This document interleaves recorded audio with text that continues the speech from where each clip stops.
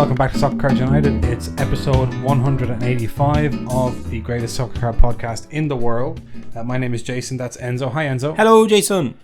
Now, Enzo, just before we came on air, I asked you what episode number this is. You said 185. Yes, of course. And this is kind of a special episode. Very special. Anyone who heard episode 184 last Friday will know that for the next 2 weeks, I'm away. Jason's off. I'm off. He's been working hard. He needs a break. So I'll be on holiday. Where are you going? I'm taking in multiple cities. I heard you're going to the Vienna card show. I will be in Vienna. Unfortunately, no time in the itinerary to make it to the Vienna card show. You are scum. Just to enjoy the city. That's all. You're on an actual holiday. Is that I'm on an actual holiday. Yeah. Sorry. So I might pop into the Vienna card show, but I make no promises. So we're pre-recording for all those episodes. Okay. So I guess for the next 2 weeks, what you will hear... For the next 2 weeks, I'm going to have this shirt on. And I'm going to have this shirt on and this hat on. Okay. I'm repping the Phillies for the next 2 weeks straight. Okay. So this is a giant Q&A that we're going to split up into multiple different parts. Okay. I say giant. It might not be giant. Jesus. I want to thank everyone who sent in questions. To help try to make it giant. But I was gonna like put out a call and say like, listen, I'm going on a holiday. I need some help here, everyone. I need some assistance. But I didn't want to panic the listenership. Okay. So I didn't do that. But we have loads of questions. Jason, right now, could you get your phone? I have it here. For the listener, I have my phone now. Right, and just take a photo of the screen in front of you with the two of us and post it on our story and say, podcast time. Okay. Did you not already do this today? No. I just took a photo of myself. Wait.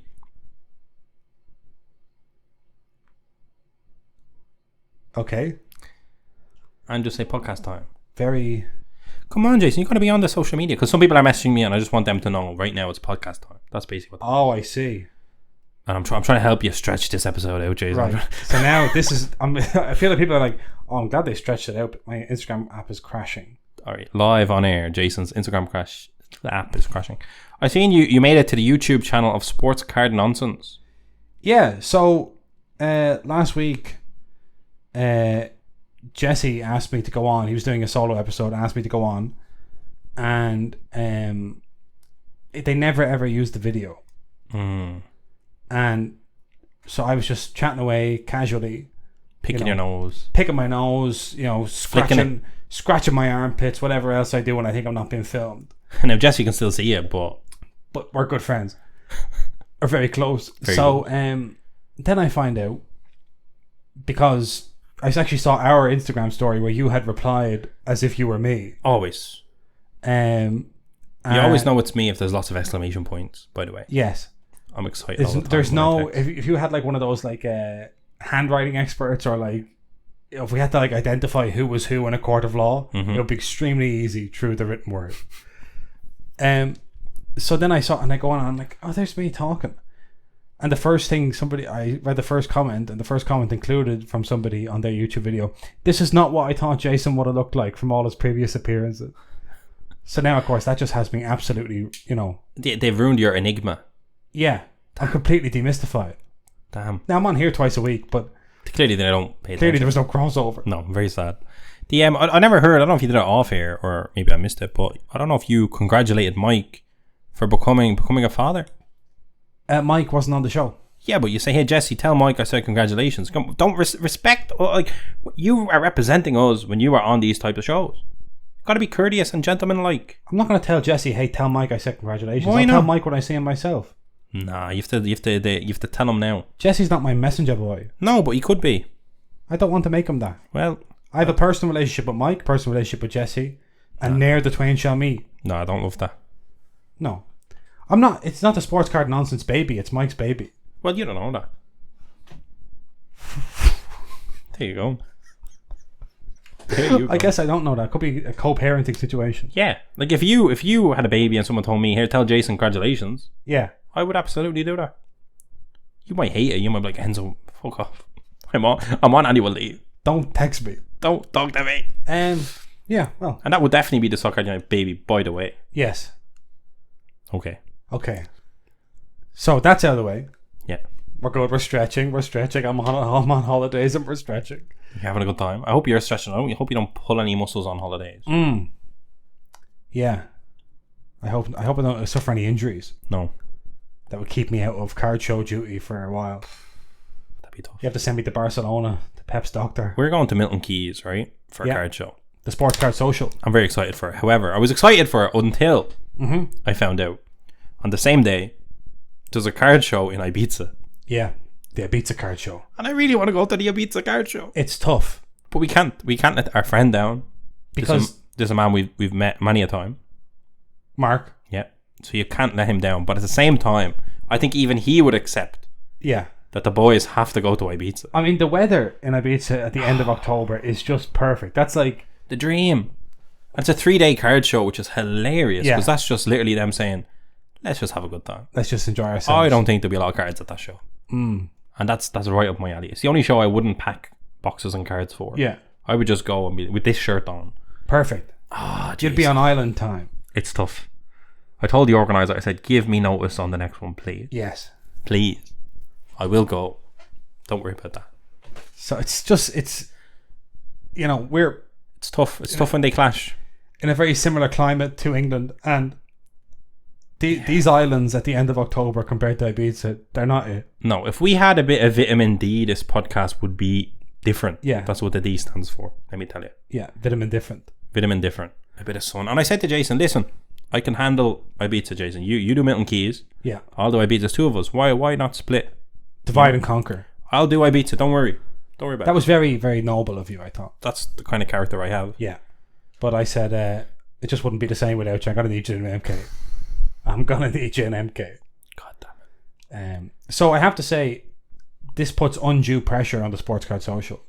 Pressure that they have not experienced to date. Because it's, when we were in Copenhagen a couple of weeks ago, I wasn't sitting there thinking, I could be in Ibiza right now. I could be in Ibiza. So we wish them the best.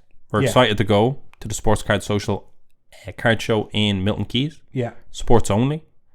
But my God, unless the sun is beaming down and there's a party atmosphere, it would want to be a good show.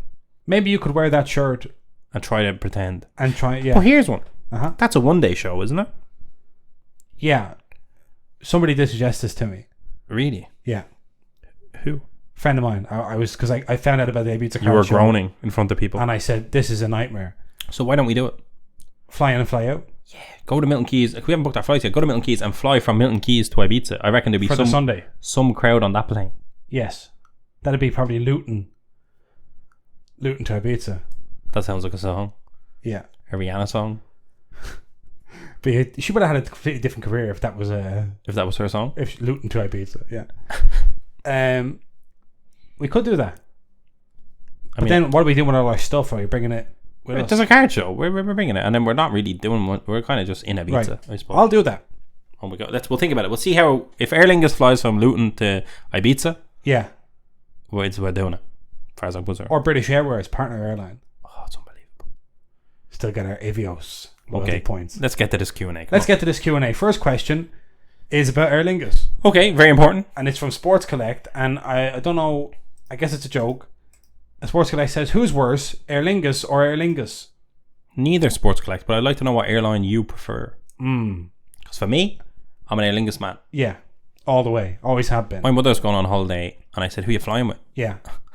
And she said Ryanair, and I said, it's tough. I want to get to a point where I can look after my mother. I'm not there yet.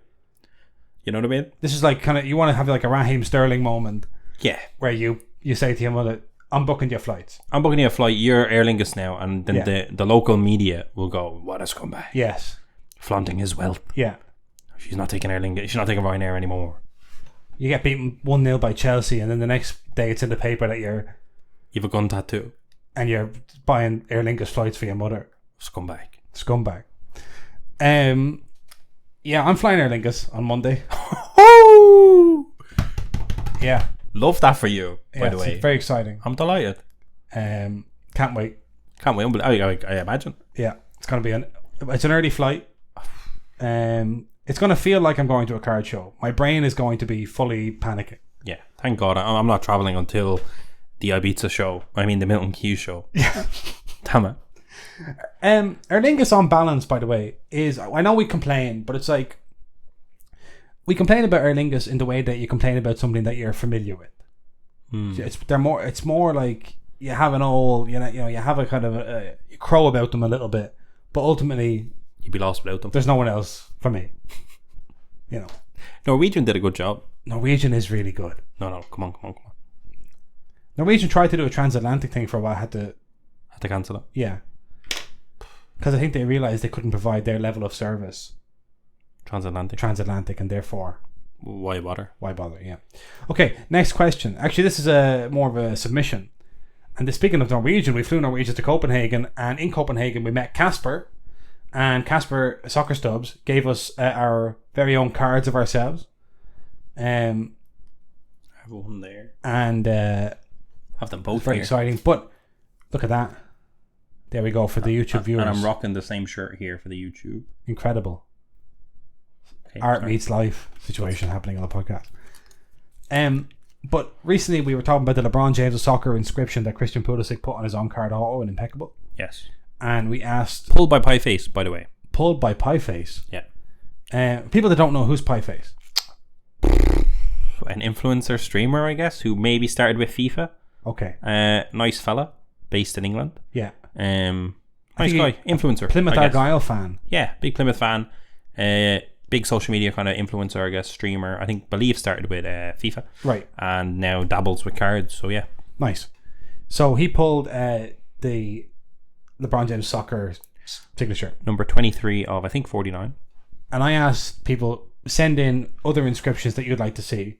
And Casper carried the audience on his back. Wow. He gave us a lot of suggestions, and not a one from the rest of you. Yes, the rest of us didn't get it. You've dropped the ball. So Casper made very cool custom cards. Yeah, and has a lot of wit. And he's witty with the submissions. Creative.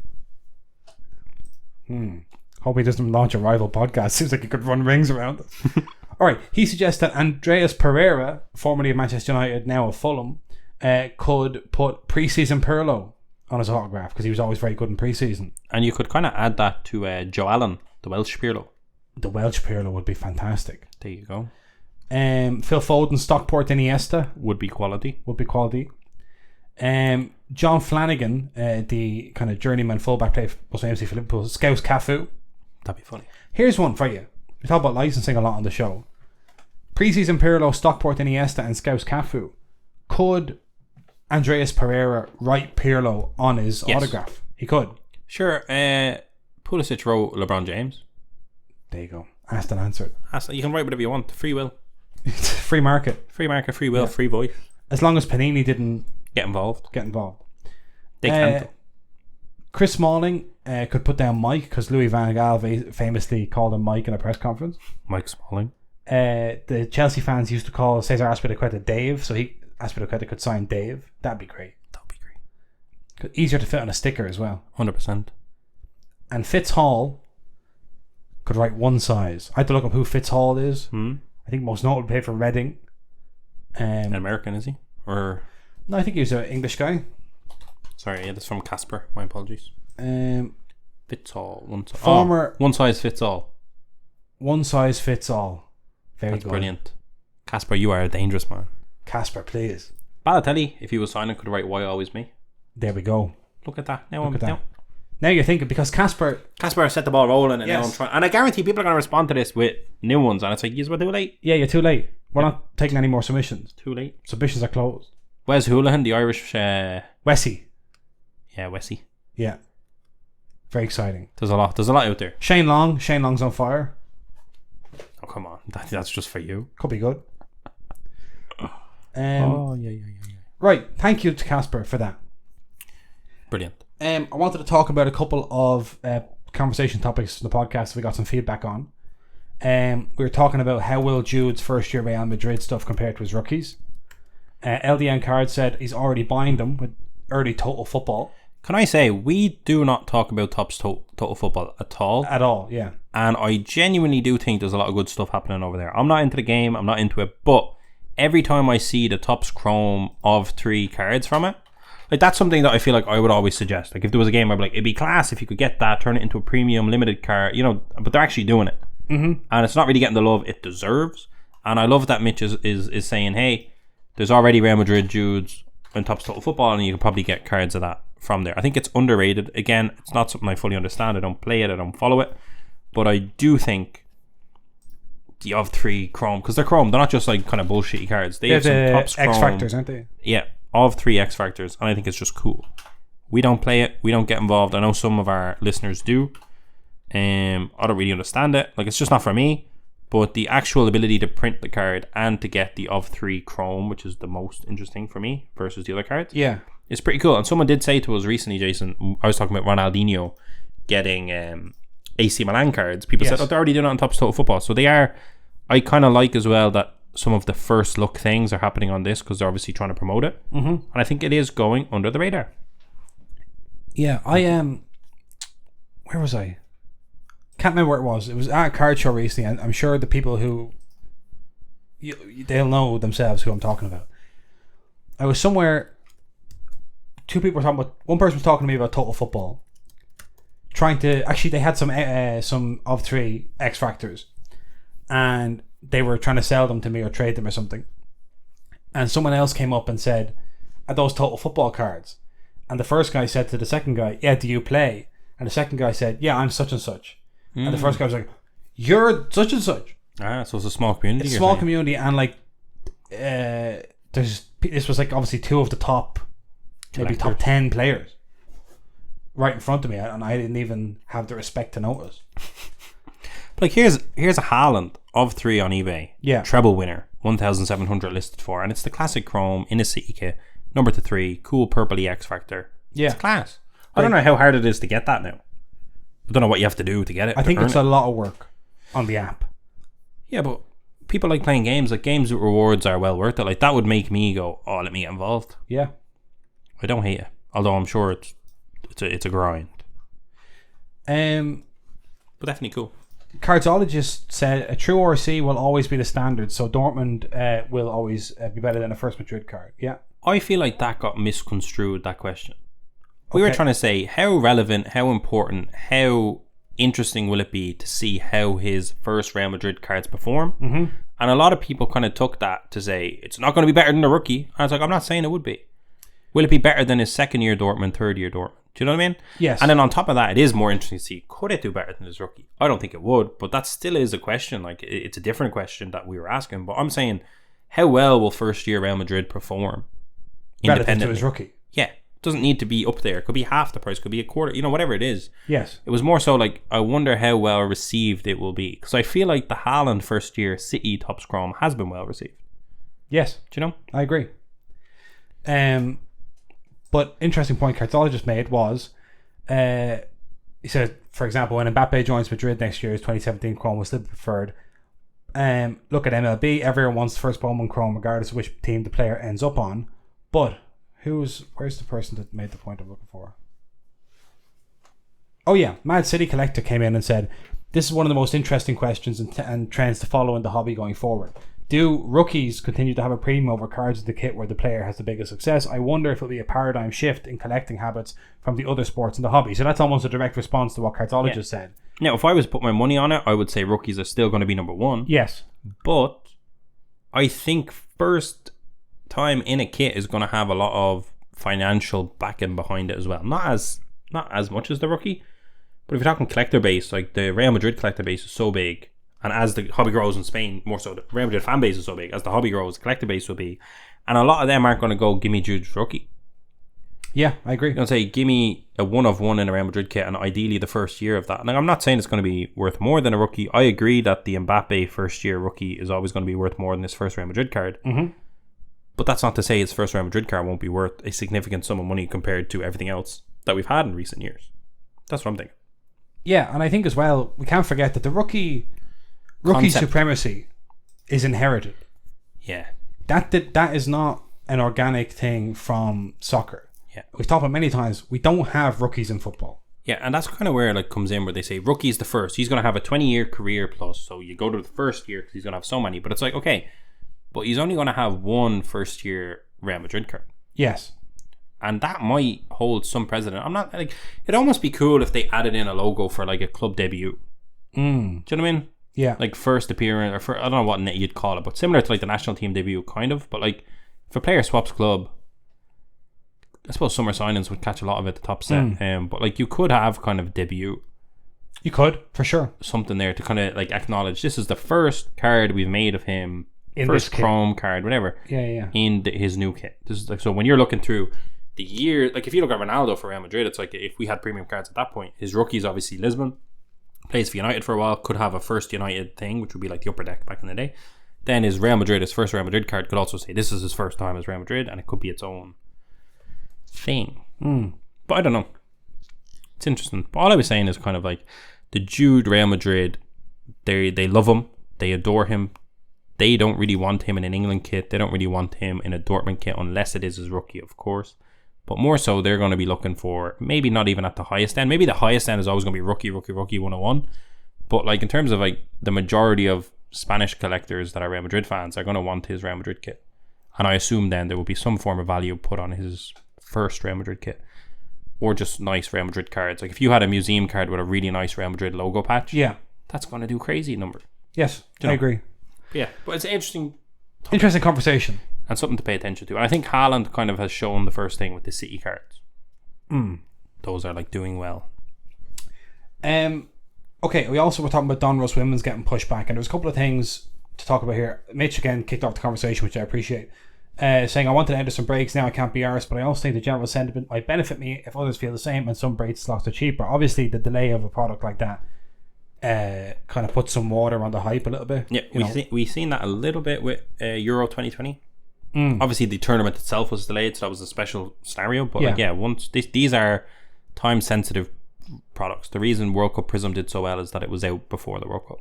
Yeah, and if you're asking people to think back, you're already kind of fighting an uphill battle. Yeah, I think. And then Soul Brother Cards said Panini has some major issues with production of cards. Some of their major contracts are way behind schedule, and I'm sure that those products take priority over Women's World Cup Donruss. Which I think is a fair point. 100%. But also, I don't care. Panini committed to make the product. Yeah. Do you know what I mean? Like, I'm not saying... I understand the production schedules are tight. I understand. And the Fanatics took a lot of their printers. I get that. But they still announced the product. If you're under that much pressure, you don't get to release the product. Yeah. You cannot release a World Cup product 2 months after the World Cup comes out. Do you know what I mean? Yeah, not good. And Very bad. I also really dislike this feeling that you get from not just card manufacturers, it's just a kind of a feature of life in general, I guess that annoys me, is when you know you're going to be 2 months late. More existentialism. They know it's going to be at least October before we get this out. Yeah. So they say, okay, well, say it's going to be 2 weeks late. Then in a week and a half, we'll say it's going to be 4 weeks late. Yeah. And then because they don't want the backlash. Yeah, and the thing is, the Women's World Cup was so great from a commercial point of view. It's the biggest World Cup ever. So much positive news, so much positive viewing figures, so much energy in the World Cup. Like, it was such a good tournament in every respect. Yeah. That you've completely missed the boat by not having a product to tag into that, to tie into it. So the experience and memory of that World Cup for collectors is also tied to that product. Yeah, and also, happening. Like, if it is true that Panini prioritized other licenses over this, what message does that send to your collectors? Yeah. Like, that's not good. That's not good. This customer is relations. a Women's World Cup. Yeah. Don't prioritize your 15th basketball product over this. Do you know what I mean? It's one every 4 years. Yeah, come on, get it together. And Pizza Rolls 170 says, hopefully a great checklist can get folks excited again, but honestly it feels like they just gave up on the product a little bit when the US WNT didn't do very well. I hadn't considered that, but it actually makes perfect sense. Yeah, potential. I think in general there was a lot of hype towards the World Cup in America. Yeah. And brands had all sorts of sponsorship plans and campaign plans, all kind of premised on the US doing well. And then when that kind of fell flat, it's like, oh, who cares? Let's just kind of relax on it. Let's roll back a little bit. So yeah, that was it. Thank you for everyone for joining in those discussions on Instagram.